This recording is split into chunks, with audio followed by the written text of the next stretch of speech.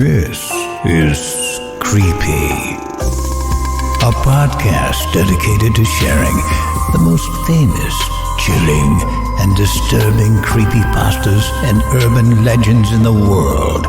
Whether these stories truly happened or are simply fabrications is for you to decide.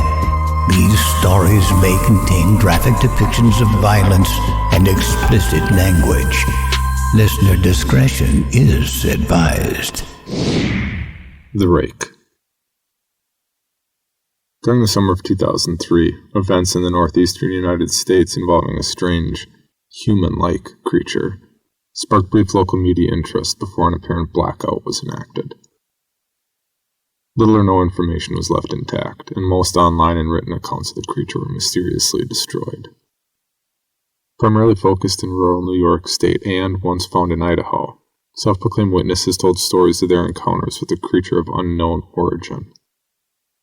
Emotions ranged from extremely traumatic levels of fright and discomfort to an almost childlike sense of playfulness and curiosity.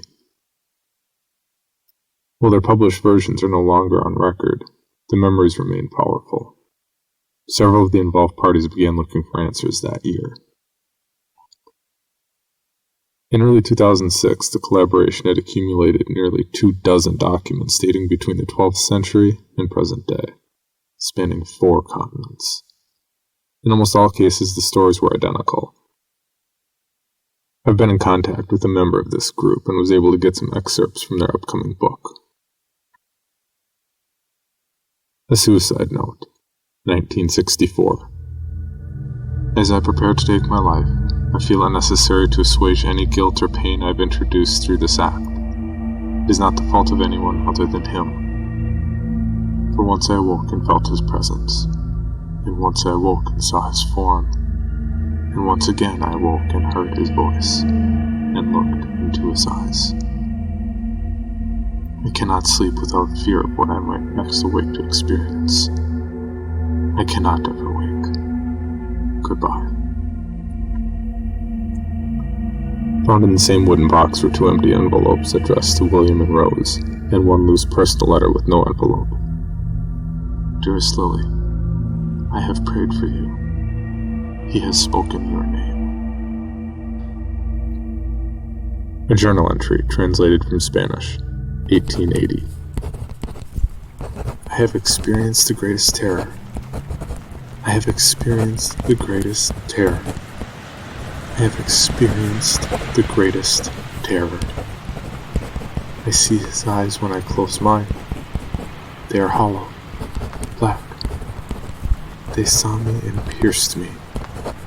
His wet hand. I will not sleep. His voice. Followed by unintelligible text. A Mariner's Log, 1691. He came to me in my sleep. From the foot of my bed I felt a sensation. He took everything. We must return to England. We shall not return here again at the request of the Rake. From a witness, 2006. 3 years ago I just returned from a trip from Niagara Falls with my family for the 4th of July. We were all very exhausted after a long day of driving, so my husband and I put the kids right to bed and called it a night.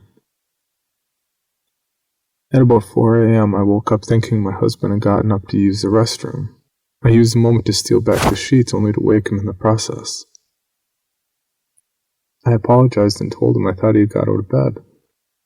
When he turned to face me, he gasped and pulled his feet up from the end of the bed so quickly his knees almost knocked me out of the bed. Then he grabbed me and said nothing. After adjusting to the dark for half a second, I was able to see what caused this strange reaction.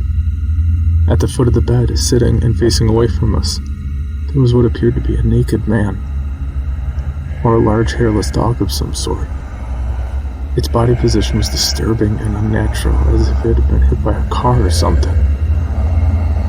For some reason, I was not instantly frightened by it, but more concerned as to its condition. At this point, I was somewhat under the assumption that we were supposed to help him. My husband was peering over his arm and knee tucked into the fetal position, occasionally glancing at me before returning to the creature. In a flurry of motion, the creature scrambled around the side of the bed and then crawled quickly in a flailing sort of motion right along the bed until it was less than a foot from my husband's face. The creature was completely silent for about 30 seconds. Probably closer to 5, it just seemed like a while. Just looking at my husband. The creature then placed its hand on his knee and ran into the hallway leading to the kids' rooms. I screamed and ran for the light switch, planning to stop him before he hurt my children.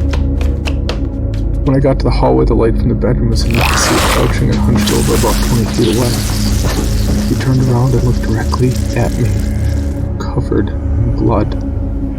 I flipped the switch on the wall and saw my daughter Clara. The creature ran down the stairs while my husband and I rushed to help our daughter.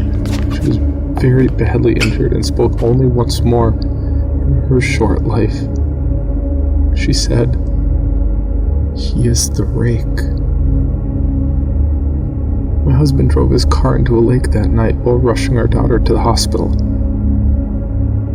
They did not survive. Being a small town, news got around pretty quickly. The police were helpful at first, and the local newspaper took a lot of interest as well. However, the story was never published, and the local television news never followed up either. For several months, my son Justin and I stayed in a hotel near my parents' house. After we decided to return home, I began looking for answers myself. I eventually located a man in the next town over who had a similar story. We got in contact and began talking about our experiences. He knew of 2 other people in New York who had seen the creature we now referred to as the Rake. It took the 4 of us about 2 solid years of hunting on the internet and writing letters to come up with a small collection of what we believe to be the accounts of the Rake. None of them gave any details, history, or follow-up. One journal had an entry involving the creature in its first 3 pages and never mentioned it again. A ship's log explaining nothing of the encounter, saying only that they were told to leave by the Rake. That was the last entry in the log. There were, however, many instances where the creature's visit was one of a series of visits with the same person. Multiple people also mentioned being spoke to, my daughter included. This led us to wonder if the Rake had visited any of us before our last encounter. I set up a digital recorder near my bed and left it running all night, every night, for 2 weeks. I would tediously scan through the sounds of me rolling around in my bed each day when I woke up. By the end of the 2nd week, I was quite used to the occasional sound of sleep while blowing through the recording at 8 times normal speed. This still took almost an hour every day. On the first day of the 3rd week, I thought I heard something different. What I found was a shrill voice. It was the Rake. I can't listen to it long enough to even begin to transcribe it. I haven't let anyone else listen to it yet. All I know is that I've heard it before. And I now believe that it spoke when it was sitting in front of my husband. I don't remember hearing anything at the time, but for some reason, the voice on the recorder immediately brings me back to that moment. The thoughts that must have gone through my daughter's head make me very upset. I have not seen the Rake since he ruined my life, but I know he's been in my room while I slept. I know and fear that one night I will wake up to see him staring at me. This episode of Creepy is presented by the Is Anyone There podcast.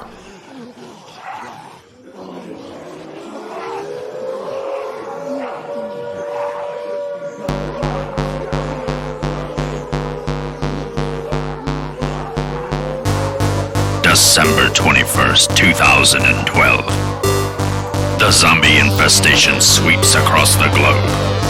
Nearly the entire human race is destroyed by the onslaught of undead, leaving a dwindling population to suffer in the wake of chaos and horror that is the apocalypse. Only 2 men can save all of humanity. Action. Kiss me. Come on. Not. Puppet time. Hey, remember when we just do that today? Oh my God. Is anyone there? A weekly podcast from the undead-filled wasteland that they call home. Keep updating, keep going. Get away! My eye! Being a little dramatic here. Tune in to the Is Anyone There podcast. It may save your life.